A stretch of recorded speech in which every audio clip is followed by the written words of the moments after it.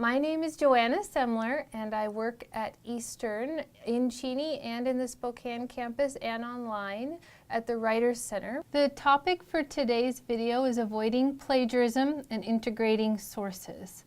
Plagiarism, of course, when writers hear that word, suddenly they're fearful. I'll assume the kind of plagiarism that's happening when it happens is not the malicious and sinister kind. You're not buying papers off the internet. You're not asking a friend to write it for you. You're not turning in a paper for one class and then trying to double dip and get credit again in the other class. That's malicious cheating. This is a plagiarism type that I want to discuss that is conveys some weak writing skills and some weak reading skills. So first, let's define plagiarism. It's intentionally using the ideas or words of another without giving credit for them. I know it goes without saying, but most instructors will fail papers for intentional plagiarism, and many will fail students in the entire course. Be aware that simply putting quotation marks around the borrowed material doesn't work. If more than 10 to 15% of your essay is composed of direct quotes, even if they're cited, it's plagiarism. That's where we're starting to get into this weak writing, weak reading area. Why does plagiarism happen?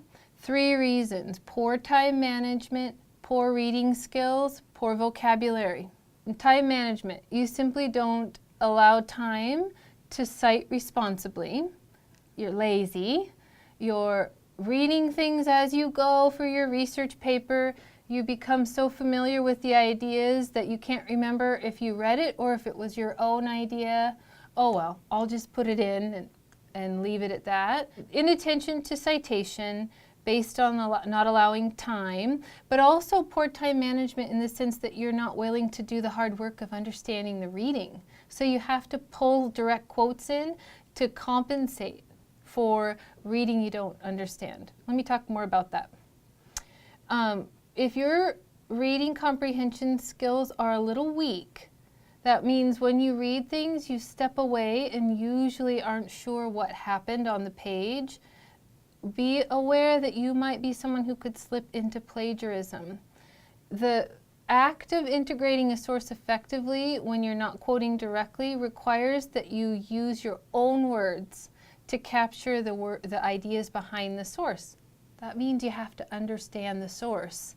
When you don't, you're forced to use the source's own words because you don't have your own.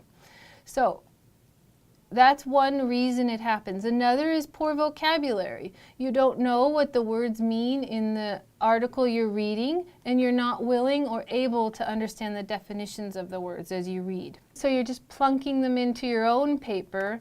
You can't remember what low socioeconomic status means, but you saw it in a source and it sounded fancy, so you're going to put it in your paper. That's another way that vocabulary leads to plagiarism. A final reason plagiarism might happen is English is your second language, and all of the above are in play and are making reading even tougher. So you're finding yourself in a place with a lot of technical vocabulary and a lot of difficult source material, and then you don't simply have the time to understand it to the extent required to put it in your own words in your own writing. So what's the solution to this? Really, really hard work. Acknowledge that it takes a serious commitment of time to tackle the unfamiliar concepts and technical vocabulary in the articles that you're reading. The higher you go up in school, the further you progress, the worse this gets. It doesn't get easier. You'd think, well, the more advanced I am, the better my reading skills. But the reality is the harder the reading becomes. It's more likely that you'll encounter things you don't understand. I encounter things I don't understand all the time, and I would not be able to use in my own writing because I wouldn't be able to synthesize it, pull it together using my own words without a lot of time. Right? So don't feel ashamed if you don't understand what you're reading, but don't rely on pulling quotes either, because that's plagiarism. You have options. Go to the Writers Center or find a tutor and specifically ask for reading help. Also, know that not all the writing that's happening, that's published, is good writing.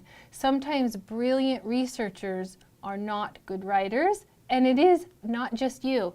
The article is gosh darn difficult to understand.